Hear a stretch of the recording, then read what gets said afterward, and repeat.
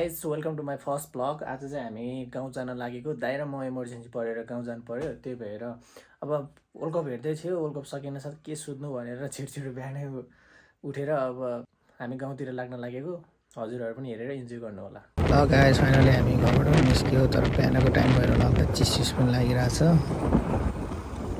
Okay, तर बिहानको टाइममा भएर होला जाम पनि त्यस्तो साह्रो छैन, भ्यू पनि कस्तो दामी देखिरहेछ। आउनुहोस् हजुरहरू पनि हेर्नुहोस्।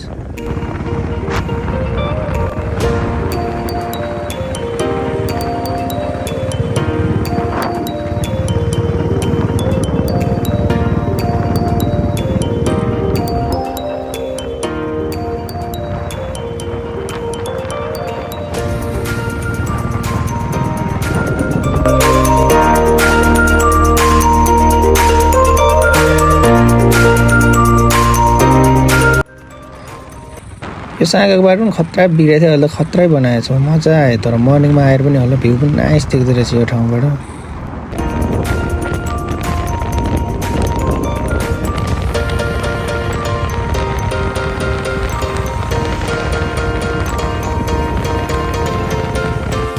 फाइनली हामी काभ्रे तिमालमा पनि छिर्यो होइन। आमामा बाटो त के हो यस्तो, छ्या आमामा हिला छ त।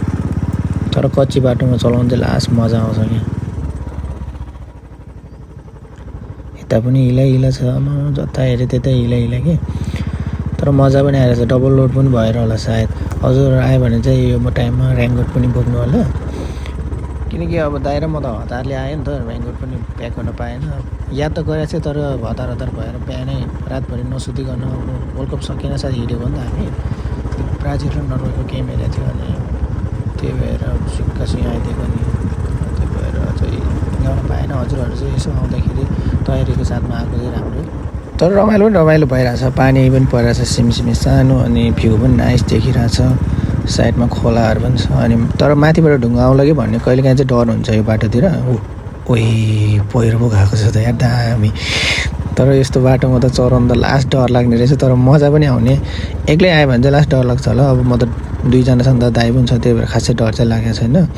तर पनि हल्का चिप्लो पनि भइरहेछ बाटो, ब्रेकहरू हान्दाखेरि पछाडिको हल्का गाह्रो भइरहेछ।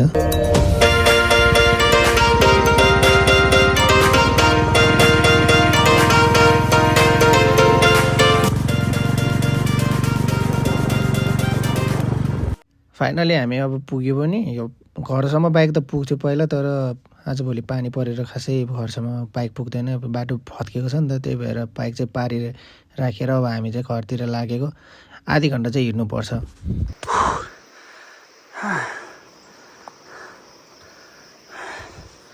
आमा लास्टै गर्मी छ हौ गाइज, के गर्नु। आजभोलि पानी परेर बाटो बिग्रिएर बाइक तलै राखेर हिँडेर आउनु परेको छ, त्यो पनि जङ्गलको बाटो। यहाँ सरकारको बेहाल भइसक्यो, धन्न लट्ठी टेक्नु परेको छैन, मैले यहाँ लट्ठी टेकिसक्यो। अझै कति 20 देखि 25 मिनट त ढुक्कै लाग्छ होला हामीलाई। अब पहिला हिँड्न सक्दाखेरि चाहिँ धेरै लाग्दैन थियो, म्याक्सिमम् कति 10 देखि 20 मिनट पनि लाग्दैन थियो होला हौ। 10 मिनट राखौँ लु, 10 मिनट चाहिँ हामी पुग्थ्यो। आजभोलि त के भन्नु, ब्रोइलर कुखुरा जस्तो भएछ हौ गाइज। फाइनली आधी बाटो पनि आयो। ए भगवान्, गाह्रो भयो, हिँड्नै सकेन हौ, के भएको यस्तो। एमा म पढेको स्कुल चाहिँ पारी छ गाइज, अनि म चाहिँ यहाँ लट्ठी टेकिरहेको छु। अझै उहाँ डाँडामा पुग्नुपर्छ, त्यहाँ गएर म भ्यू दामी देखाइदिन्छु है। फाइनली स्कुल देख्ने ठाउँ पनि आइपुग्यो, अलिकति डाँडामा भए पनि। त्यो चाहिँ म पढेको स्कुल हो, अनि यो चाहिँ रोड हो गाइज। तर बाख्राको लागि, गाई भैँसीको लागि मात्र हो, गाडीको लागि चाहिँ होइन। अनि यहाँ हामी छौँ, दाइ यहाँ यस्तो भइसक्यो, अनि म पनि पसिनाले लपक्क भइसक्यो। अब हामी अझै आफ्नो गन्तव्य जारी गर्छौँ। फाइनली हामी अब रोडतिर पनि लन्डङ हिँडिरहेको छौँ।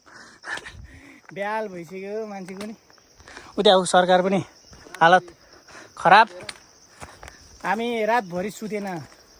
अब ब्राजिल भर्सेस नर्वेको गेम हेऱ्यो, अनि गाउँ आउनलाई सुतेर एकचोटि सुतेर आऊँ कि भनेर सोचेको थिएँ, तर फेरि एकचोटि सुत्यो भने त उठ्नखेरि 12-1 बजिहाल्छ। त्योभन्दा भनेर हामी त नसुतिकन आएको हो। ढिलो आयो भने त यो उकालो पनि घामले पोलेर आम्मामा भिजोक हुन्छ नि गाइस। हामी हिँडेको त्यो अघि परबाट सुरु गरेको गाइस। अझै लगभग आधी बाटो बाँकी छ। अब डाँडामा हावा खान्छु एकछिन। पसिना भइसक्यो। मर्छ यस्तो पाराले। 80% चाहिँ हिँड्यो। परमा आराम गर्नु पऱ्यो नि त।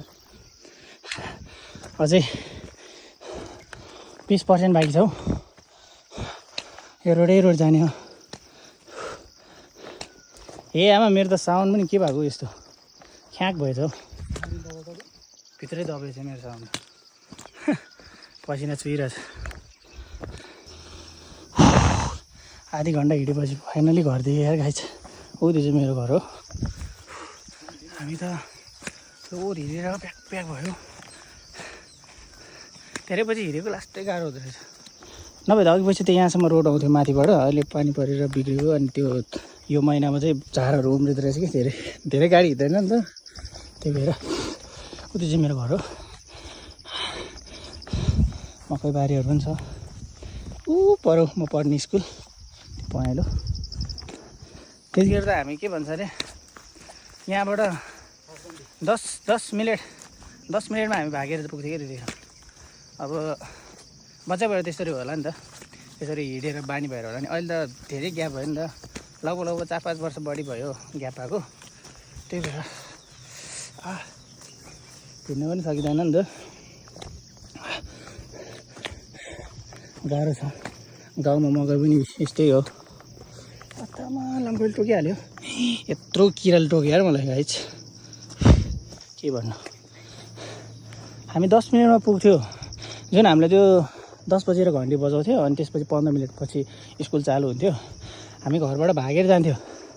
तल खोलासम्म हामी 5 मिनटमा पुग्थ्यो अघि। जुन हामी तलबाट स्टार्ट गरेको थियो। अनि त्यहाँबाट माथि पुग्नु 5 मिनट। आजभोलि त आमामा मर्छ। फाइनली घर पनि आइपुग्यो। हाम्रो यो घरमा चाहिँ खासै कोही बस्दैन। अब हामी छिटो यहाँ सर्छ होला। अनि यो हाम्रो आँप हो। अनि यो तारा। यो चाहिँ हाम्रो किचन हो गाइज। अनि यो चाहिँ के भन्छ यो धुपो हो कि खोइ के भन्छ। अनि धुपोहरू केरा पनि छ।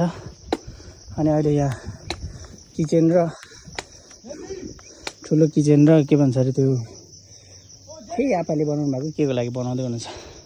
अनि चाहिँ हामी मालाको बोर्डर राखेको। दाइले माथि बोलाउनु भइसक्यो। कति धेरै फलहरू फल्दो रहेछ। घरभित्र त के खोलेर हेर्नु। धेरै पछि घर खोलेर हेर्नु पऱ्यो।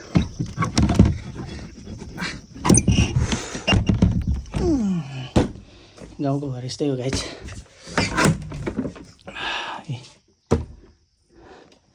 गाउँको घर यस्तै हो। यहाँ बेड छ। सबै के भन्छ त्यो मान्छे नबसेपछि क्लास 4 हुँदो रहेछ गाइस। अबलाई चुप लगाइदिनु पर्यो। ल कहाँ भागेको।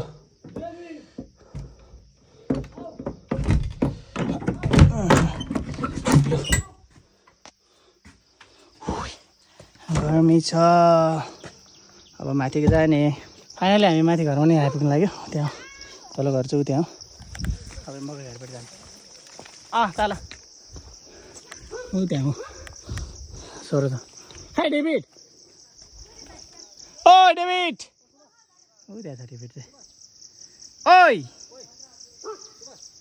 हौ खाइसिन धन गर्दैछ नम्बर अरे। ओइ ओए के छ मकै भाँची तैँले हेर त। यो खुसी भएको म कति पछि आएको हो नि त। अनि बिचरा लास्टै खुसी भयो। खोइ भाग्यो ऊ त्यो घरमा भन्न गयो कि अब हामी आयो भनेर। यस्तो चिलाउँछ नि यसले। अब त्यो मलाई अब लुडीपुडी गर्छ अहिले एकछिनपछि। आइयामा धेरै पछि नाकि ताङबाट हाम्रै म ए फाइनली घर आइपुग्यो ऊ त्यहाँको घर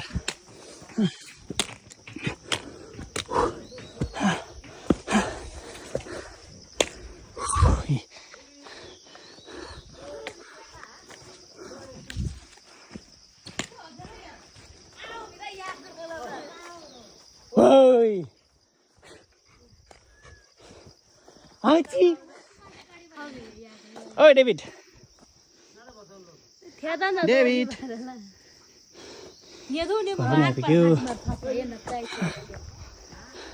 के ल हो घर आइपुग्यो फाइनली